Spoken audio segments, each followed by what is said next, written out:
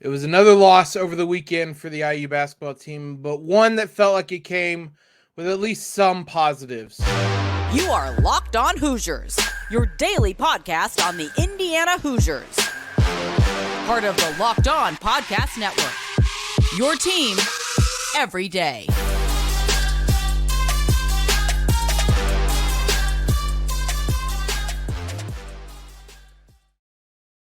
What is up, everybody? It is Monday, December 12th. This is Locked On Hoosiers, one and only daily one-stop shop for everything IU athletics. I'm your host, as always, Jacob Rude. I want to thank you guys for making us your first listen every day. I want to thank today's sponsor, LinkedIn Jobs, because they help you find qualified candidates you want to talk to faster. Post your job for free at linkedin.com/lockedoncollege. That's linkedin.com/lockedoncollege to post your job for free. Terms and conditions apply. IU basketball, biggest game of the season so far against Arizona over the weekend. It was another loss. It was a frustrating loss, but one that I felt there were at least some positives that come out of this one versus the Rutgers game where it was just kind of demoralizing and frustrating. This one was frustrating for different reasons, but still I think showed some signs of what IU could be. If you guys missed it, Arizona wins 89-75, a game that it wasn't decided early on, but the Hoosiers fell behind big early in this game. 27-8 was the largest lead, nearly midway through the first half. IU was all out of sorts early on. Xavier Johnson gets in foul trouble. And IU, Mike Woodson didn't typically play guys if they had two fouls. With Jalen Hood-Schifino out, he went to that strategy. Turnovers, inability to get stops, led things to snowball. The positives are the final margin is at 19 points, so it means Indiana played better from that point on, and they made a lot of runs. I think that final score is a bit deceiving to how close the game ended up actually being. But ultimately, it's a loss, and close losses don't count as anything other than losses. I will say one of my biggest takeaways from this game was that this felt like a Sweet 16 and Elite 8 type of game. Maybe it was the neutral court with kind of a lot of fans from both sides, or the fact that it was a contest between two teams that were clearly very talented, which it's just nice to be back in that type of environment again, to have IU playing in those types of games again. Even if it came in a loss, it was fun to see IU playing kind of the elite teams in this kind of environment and battle them and really test them, which I think they did on Saturday. But the kind of larger point is that the margin of error versus great teams, which is what Arizona is razor thin. And to that, I mean, you can't spot a team like Arizona 18 points and expect to win. It might happen once in a blue moon, but you can't spot that many points to a really good team and then expect to win that game. It really, the game wasn't won by Arizona in the first 10 minutes, but I think it was lost by IU in the first 10 minutes, if that makes sense. The Hoosiers really just let things snowball a little bit too much in that first half. There were a handful of things.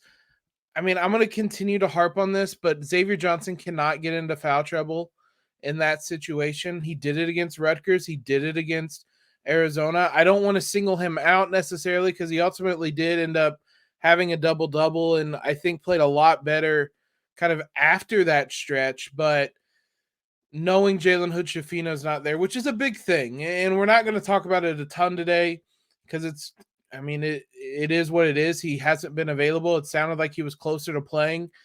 That's a really big thing, not having Jalen Hood-Schifino there. But Xavier has to know that and has to not get in foul trouble, especially against a team like Arizona that's going to push tempo and things can really start snowballing like they did. If you have some turnovers, they're going to get out and run and they're going to score, and you're going to find yourself down almost 20 points 9 minutes into the game. So that was one of my biggest things, is that Xavier can't get into foul trouble in these situations, which he's seemingly done a number of times now. I mean, the flip side to that is that this team showed fight again. Not that I ever really doubted that, but I mean, we saw it in the Big Ten tourney last year against Michigan. That, I mean, there was a lot more desperation of that because they had to win that game or their season was done. There wasn't that desperation on Saturday, but they fought back and they got this game down to 6 points, 5 points a number of times. They couldn't get over that hump, but I think something that was admirable is the amount of times they kept making that push. There's a lot of times you see the team have one really big push, they get it to a certain point, and then they've used up everything, and the other team will counter, and it's done. Indiana made that push. Arizona pushed back, and Indiana countered again. And it was kind of in this back and forth area between 5s and 10 to 12 points. I mean, the final score ended up being 12. So 5 to 12 points where this game was kind of bouncing back and forth. For Indiana to make the push and keep it in that area where it felt like you had a chance if you made a run, that's a big positive. And this team has fight, if nothing else. The X's and O's, some of the other things they might still be working out. This team's going to fight. I also think it's fair at times to just simply tip your hat that the other team's a really good team. Arizona is a fantastic team that is a matchup nightmare for anybody. I thought Indiana would match up decently with them. Their bigs outplayed IU's bigs. And their Trayce at times looked like the Trayce that would go up against Kofi Kingston, or Kofi Coburn, excuse me, on Illinois in years past. And I mean, he finished with 11 points on 4 of 10 shooting, 5 rebounds, and fouled out. A lot of that was teams or Arizona doubling him, which I'll mention in a second, but I didn't think he was all that assertive. There was a long stretch where he didn't get a shot, which falls on, Xavier, Mike Woodson, all the team, like everybody on the roster, Trayce to a certain degree. He can't go that long without a shot, but I didn't think the assertiveness was there because they were going up against 2 really talented big men. They outscored the Hoosiers. They dominated the Hoosiers in the paint, 42-22.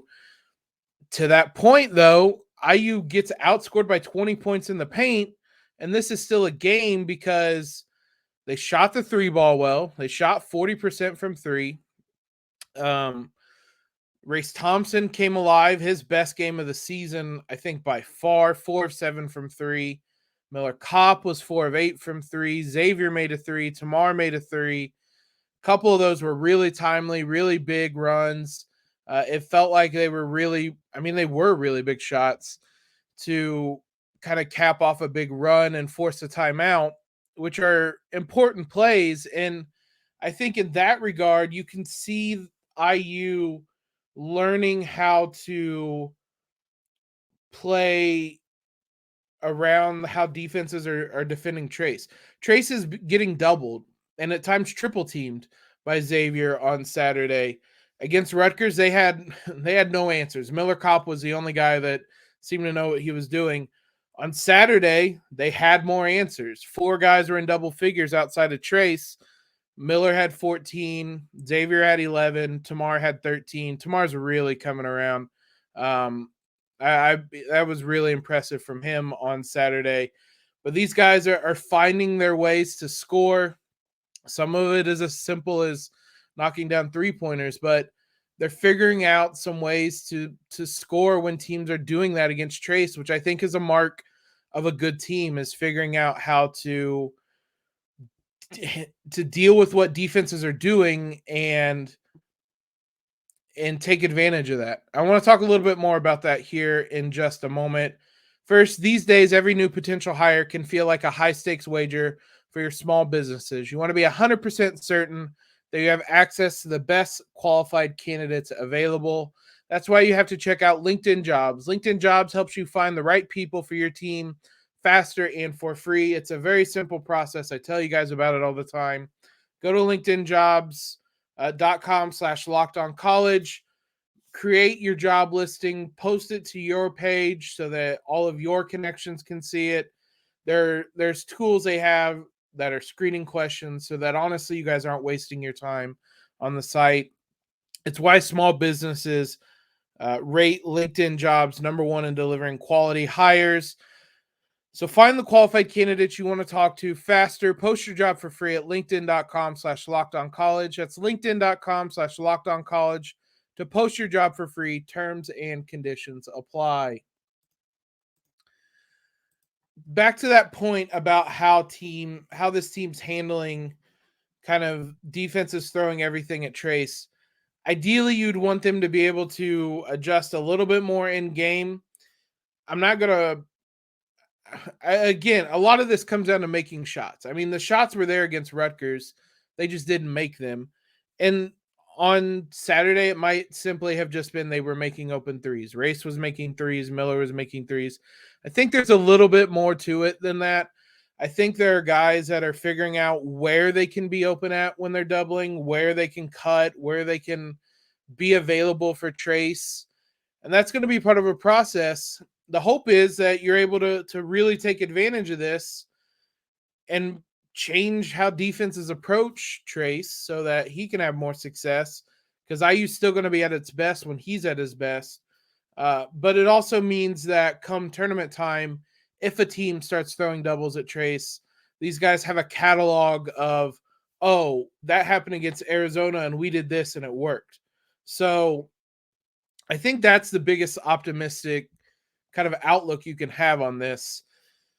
I think, and to that point, Indiana still has room to grow. And Zach Osterman of the Indy Star made an interesting point in his piece from the game and kind of comparing Arizona versus Indiana. I don't know that Arizona has a lot more they can do to be a better team. They shot 40% from three, which is about as good as they're going to shoot. Their two big men were fantastic. And none of this is to discredit any of that. That was a team that if Arizona plays like it did on Saturday, that's a Final Four. That's a national title contender. With it, but that's also just kind of the peak. And you don't want to peak in December. With Indiana, you can see that there's room for growth. Trey can play better. Tamar can play better. Jalen can play. Trayce can figure out how to handle those double teams better and still find a way to score and be an impactful player.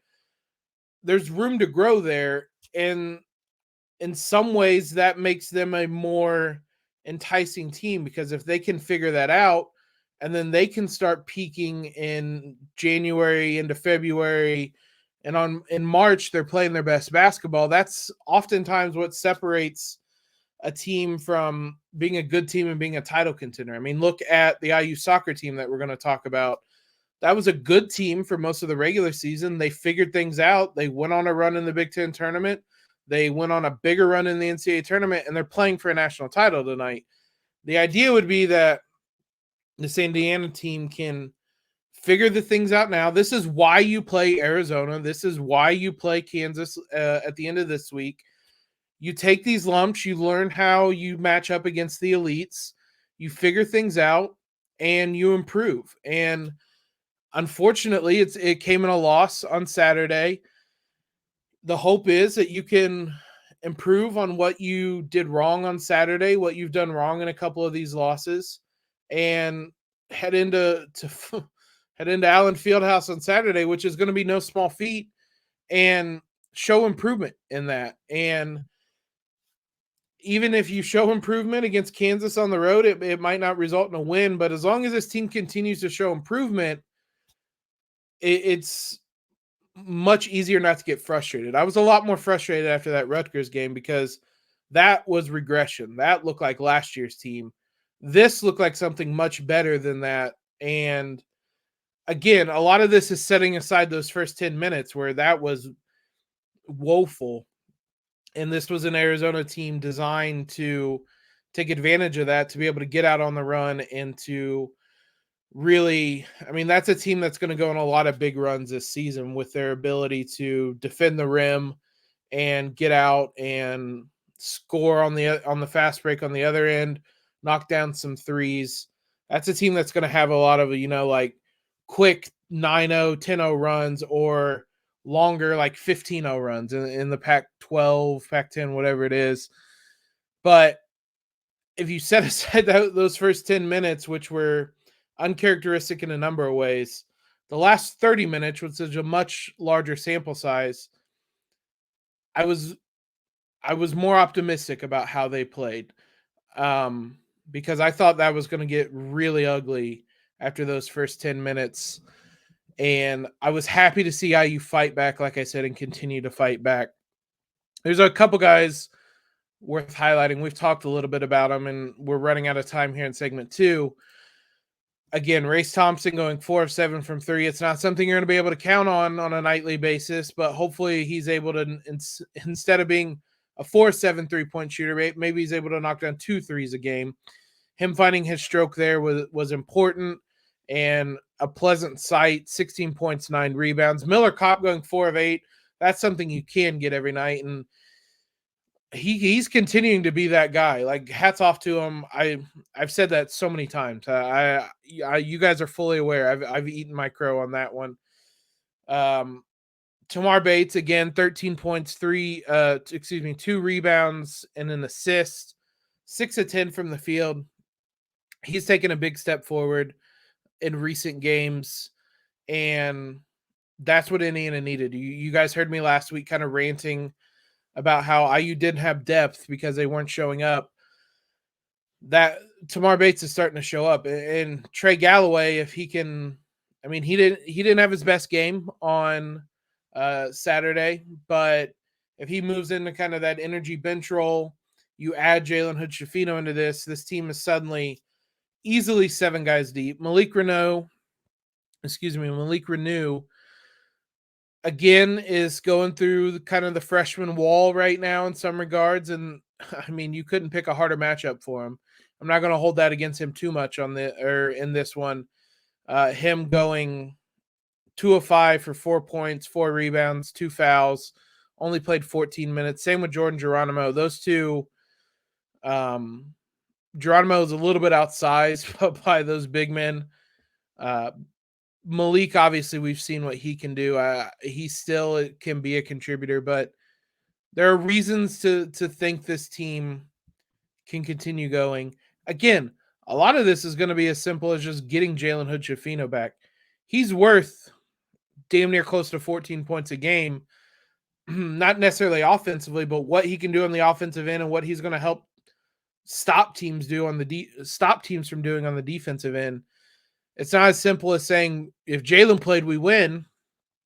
But if Jalen played, I don't think it's a 20-point game after 9 minutes. So buy him all the heating pads or the icy hot, whatever it takes to get his back right, because the Hoosiers, it's become very clear in these last 3 games, IU really needs him. Hopefully he's available against Kansas and able to make an impact in that one, because IU at times has looked really lost without him. We'll continue to talk about the basketball team this week, preview that Kansas game, all of that great stuff. But IU is playing for a national championship tonight in men's soccer. Let's talk about the Final Four, the College Cup game on Friday, preview tonight's game as well. Before we dive into that, let's talk about Simply Safe. At Locked On Hoosiers, we believe every home should be where you feel safest, especially over the holidays. This season, give yourself and your family the gift of peace and protection with the #1 rated home security system. Simply Safe right now is offering Locked On Hoosiers listeners 40% off a new security system. But don't put this off. One of the biggest reasons why I love it, 24/7 professional monitoring services cost under $1 a day. That's less than half of the price of traditional home security systems. For $1 a day, your home is protected by Simply Safe. Don't miss your chance to save big on my favorite security system. Get 40% off any new system at simplysafe.com/lockedoncollege today. That's simplysafe.com/lockedoncollege. There is no safe like Simply Safe. IU advanced to the national title game in men's soccer on Friday night behind 2 first half goals against Pittsburgh. First of those, Ryan Wittenbrink had a penalty, first shot saved, rebound he puts into the back of the net. The second goal was as unexpected a goal as you're going to find. The closing seconds of the first half, clock was at about 25 seconds. Tommy Mahalik latches onto a ball that's taking him away from goal. He did whatever the equivalent of a fadeaway jumper is in basketball on the soccer pitch and squeezed this one in near post from a absurd angle past the keeper. I still don't know how he did it, but the end result was Indiana went into the half up 2-0.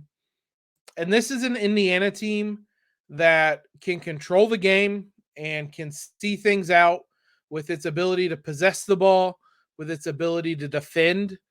And so give them a 2-0 lead. That second half was a lot about controlling the game, limiting chances. And there was a couple opportunities they had. They weren't going for it. There was no need for them to go for it. It was about seeing the game out and advancing to tonight's national title game, which they did. Statistically, they had 4 shots in the first half to just 3 in the second half. Pittsburgh, 1 shot in the first half, 6 in the second. That kind of tells you the story of how the mindset shifted for the both teams in that half. Harms is absolutely incredible in goal. I have not given him enough credit throughout this run, at least on the podcast. JT Harms has been absolutely fantastic. I don't know what it is about keepers at Indiana. They are goalkeeper U. Forget being running back U, linebacker U. Goalkeeper U is Indiana University. JT Harms made some huge saves in this one to make sure that this stayed level. And ultimately, it ended up being a fairly comfortable victory. As much as a College Cup game can be comfortable, a 2-0 win that I don't think Pittsburgh, there wasn't any chance they had that I really was honestly worried. It's easy to say that in hindsight too, but there was never a moment where the heart rate rose a little bit or anything like that. IU really did well to see this one out. They also have done well taking advantage of small opportunities. Mahalic's goal is one of them. That was there was no reason that goal should have went in, and yet somehow and probably it does. But you've seen it throughout the tournament, getting the penalty as well, which they drew the penalty more than anything. You saw it in the UNC Greensboro game with the incredible shot from Gumbale. Just these small little moments, Indiana's taking advantage of them, putting it into the back of the net. Now, to be fair, they probably should have done it more against Marshall, but that's the difference. We talked about there being razor-thin margins against great teams like Arizona. There are razor-thin margins in a knockout tournament of any kind. IU is seizing those opportunities and putting themselves in position where ultimately they haven't had to face a lot of pressure in this tournament. They haven't allowed a goal in the NCAA tournament. So you do that, you're going to do well. They will tonight face Syracuse, 3-seeded Syracuse, who beat Creighton 3-2 in the first game, the first College Cup game, on an 86th minute goal. That was a back and forth wild affair that Syracuse squeaks out a win. But that being said, this has been a very good Syracuse team. 18-2-4 on the season. A handful, actually just 2 common opponents, but over 3 games. They played number 21 Penn State in late August. They won 1-0.